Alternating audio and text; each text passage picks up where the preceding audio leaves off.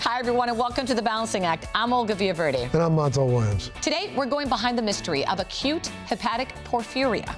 AHP is a family rare genetic disease that can cause severe, potentially life-threatening attacks. Plus, help for those with hearing loss, a new generation of hearing aids. I could use one, I'm telling you. And a gut check, the probiotic drink that's making a difference. The Balancing Act starts right now.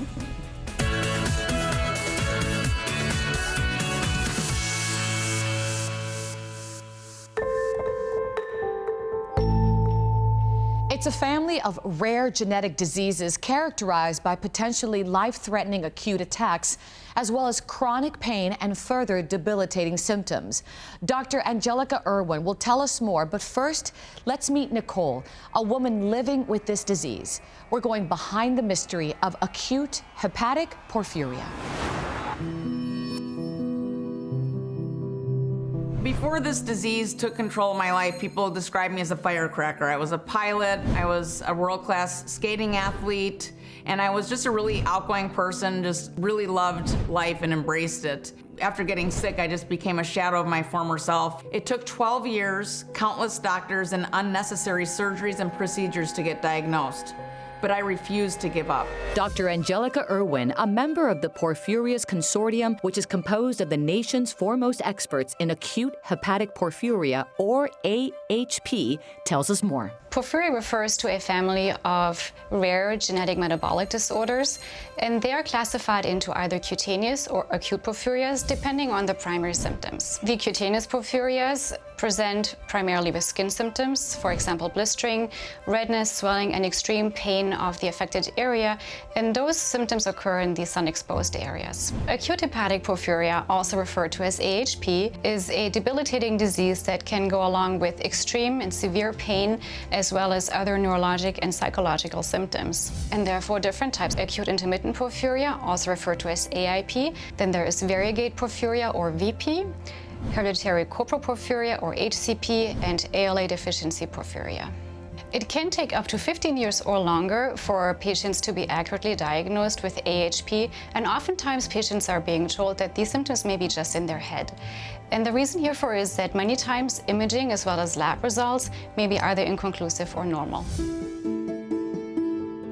I had just graduated from college and I decided to start my own business, and everything was going really well. And then I started experiencing this excruciating abdominal pain, vomiting and nausea, chest pain. It hurt to breathe. It felt like I was getting stabbed in my chest. Severe back and neck pain. Nodules were found on my lungs. I had extreme weakness to the point of where I needed a wheelchair and I needed help for someone to carry me to the bathroom even. Just so many things that didn't make sense. It wasn't just like, oh, this puzzle fits together. This is what it is. And I think that's why it was so hard to chase this diagnosis.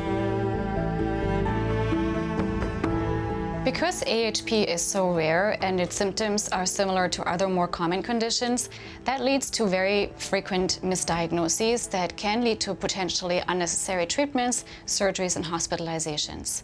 Some of those misdiagnoses can include gastrointestinal conditions, gynecologic disorders, abdominal conditions, or neurologic or neuropsychiatric disorders.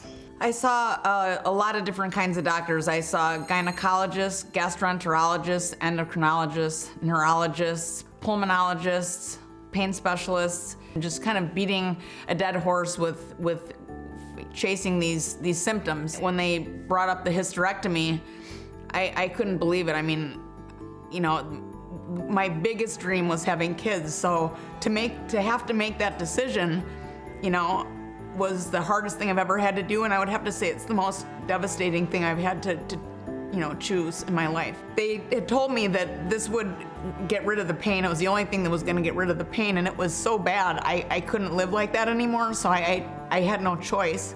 So I did the hysterectomy, and nothing changed. My life would have been very different if I hadn't done that, but I was just, we were just trying to figure out what it was. In people with a genetic defect for AHP, one of the enzymes in the heme production pathway does not work properly. In the liver, the heme production pathway is controlled by an enzyme called ALAS1. When a patient is exposed to a potential attack trigger, ALAS1 activity is increased and the enzyme that doesn't work properly is unable to keep up. This results in the buildup of toxins called aminolevulinic acid, also referred to as ALA, and porphobilinogen, or PBG, in the liver, which are released throughout the body. ALA and PBG are harmful to nerve cells and have been associated with the symptoms and attacks of AHP. Everyone experiences AHP in different ways. Acute AHP attacks cause severe problems in many parts of the body and often require hospitalization. Chronic AHP symptoms such as anxiety, nausea, pain, and fatigue can occur daily, even when not having an attack. When a patient presents with an acute porphyria attack, they usually report severe diffuse abdominal pain that is accompanied often by nausea, vomiting, high blood pressure, and tachycardia. These attacks usually last anywhere between 3 and 10 days, and they can be life-threatening if they are severe and not treated urgently. Patients with AHP can also experience effects on other parts of their body, such as tingling, numbness, and limb weakness, chronic pain, fatigue, anxiety, and insomnia, constipation, and diarrhea.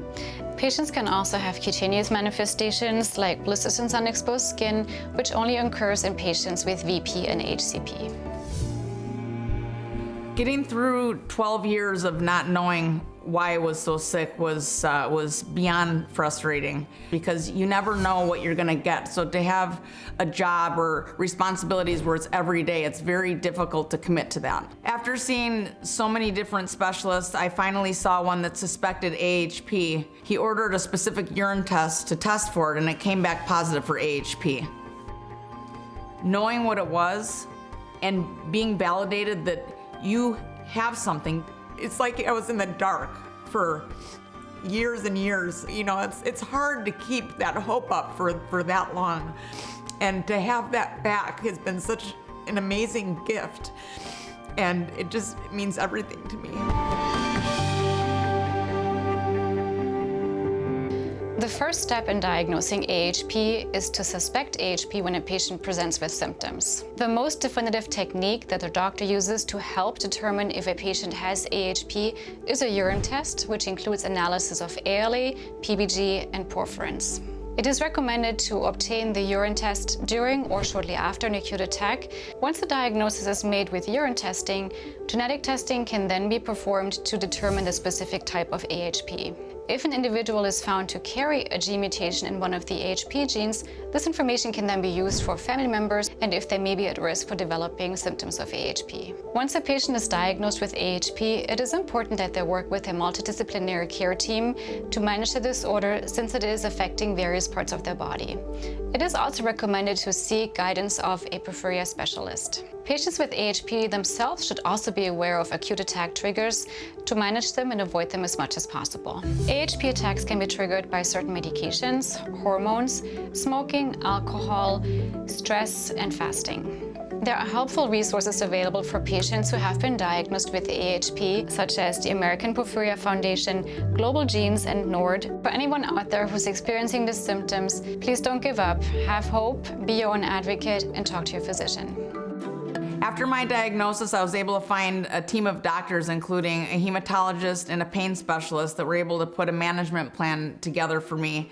And I also learned what my triggers are and how to avoid them so I could stay healthy. I also learned to listen to my body, whether it be needing sleep or water or certain foods, and that's helped immensely.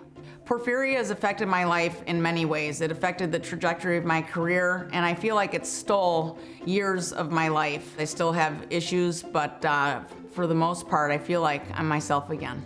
For more information on acute hepatic porphyria, speak to your doctor and visit pinpointahp.com or head to our website, thebalancingact.com.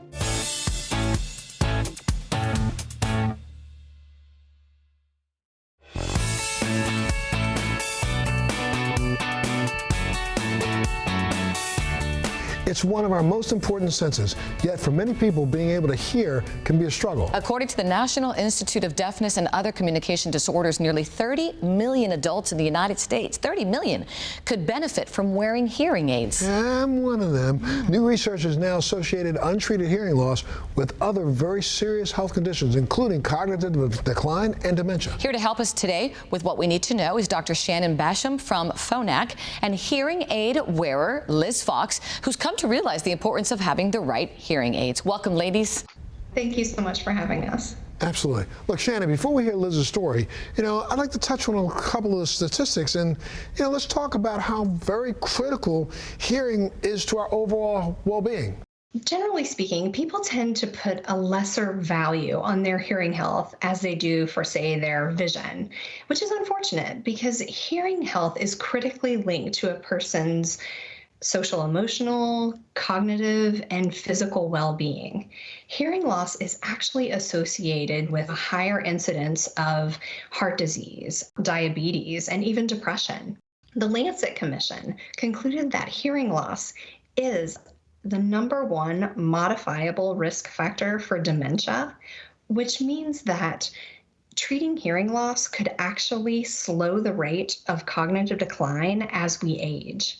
People who treat their hearing loss are more likely to engage socially and connect well with others. So it's very important that we look at the overall general health of people when we consider hearing loss and treating hearing loss. Liz, I was reading here that you're a retired graphic designer from Tampa, Florida. Would you mind sharing your personal story with regards to your hearing loss? My hearing loss was gradual, but about 7 years ago, I knew I needed help. I was always asking people to repeat themselves. I pretended to understand conversations. It was exhausting. I missed out so much. I felt embarrassed and dumb and started withdrawing socially. It was a very difficult time until I got help. Shannon, look, Liz is a great example of getting the right hearing aid for your own personal needs. And I mean, we've made so many technological advances. They're no longer big and bulky. They have all kinds of revolutionized kind of advancements and add-ons to them. Why don't you talk a little bit about that? There are so many people who have this misconception that hearing aids are these huge, clunky, obtrusive things that reside just back here behind the ear like your parents or your grandparents once wore. And the reality is, like the hearing aids from Phonak, they're tiny, and they're sleek, and they're modern, and they are packed with amazing technology that does so much more than just amplify sound. So Liz, which type of hearing aid did you use? Where did you find, some help? I have the Phonak Audio Paradise, and it is amazing. Everything I hoped for. Sound quality is richer, they sound more natural, background sound is reduced, and there are just so many new features that make my life easier. I have multiple connections to my computer and iPhone with Bluetooth. I can stream virtually anything from both the computer or the iPhone, and the sound comes directly into my hearing aids. And I love being able to have conversations while I'm streaming. My favorite is tap control. I can answer the phone or activate Siri just by tapping on my ear. That's amazing. And I was looking here. I mean, first of all, Montel, look how tiny they are. I know. Check this out. That's incredible. They're so, I can't even tell you're wearing one, Liz. I mean, this sounds like it's really helped you, and could I even say changed your life? Oh, definitely. It was definitely life-changing. Shannon, it sounds like the Audio Paradise is really a great choice, and that's really your mission, right? To provide products for all ages and needs?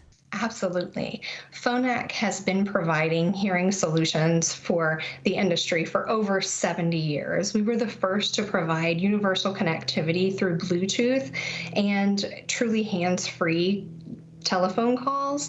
And we not only provide Audio Paradise, but we provide custom hearing aids at all different sizes, from the ear level that look like earbuds to the tiny little hearing aids that reside deeply in the ear canal that are truly invisible when in place. We have hearing solutions for every degree of hearing loss, regardless of age, lifestyle, or even cosmetic preference. So Liz, now would you recommend this to other people? I mean, what's your final thoughts? My final thoughts are that hearing aids are worth every penny, that don't wait until it's so bad that you isolate yourself, withdraw from people. It's not worth it. Get your ears tested to see if you really do need hearing aids, and if you do, man, I would really recommend the Phonak Audeo Paradise. They are so far above anything else I tried. It's really been a blessing. Oh, that's so great, Liz. Thank you so much. Appreciate it. You're smiling and you seem very happy. And if people want to get more information, where do they go? Our website at phonak.com. Thank you for what you do. Just great stuff and really change the way people will ever hear again and be happy like Liz. Absolutely. And, of course, if you want more information, you can always go to our website, thebalancingact.com, and check it out, okay?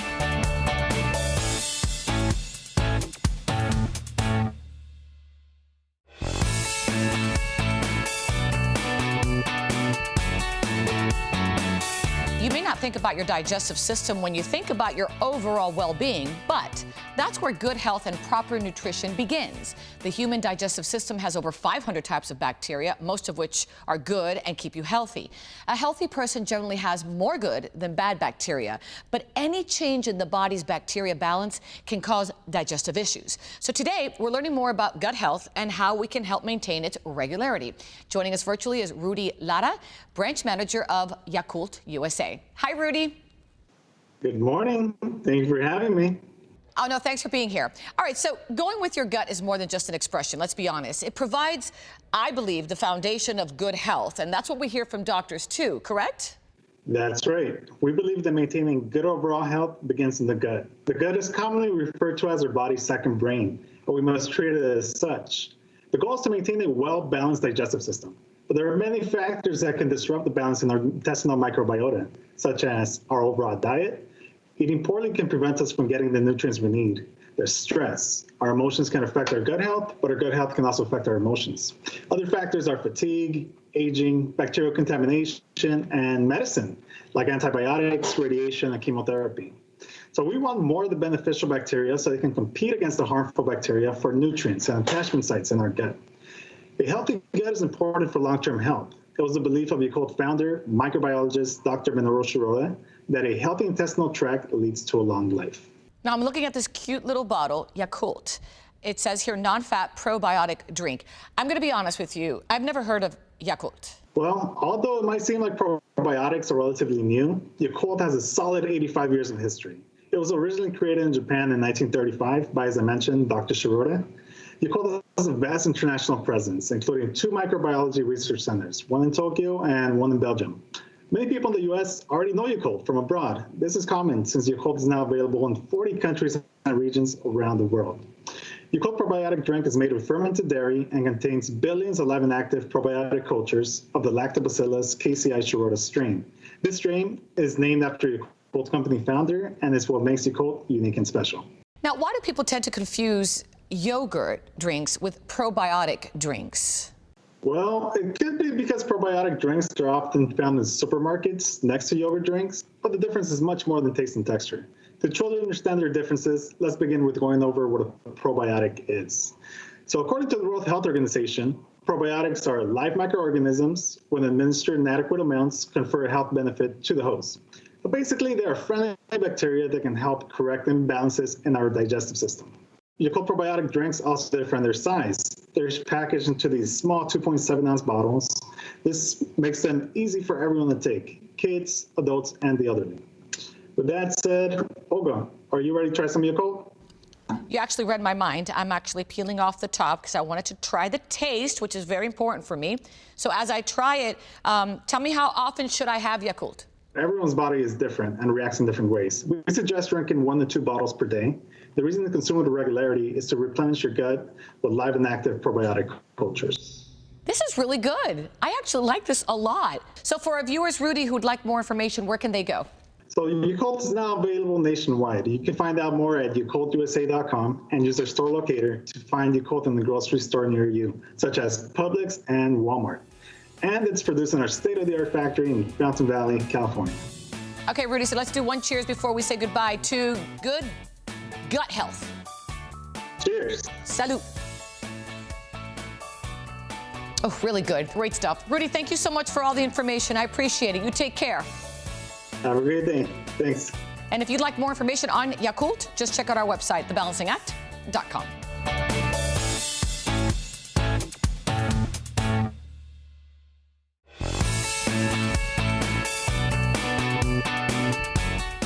Well, thanks so much for joining us today. Remember to head to our Facebook page and our website and follow us on Twitter.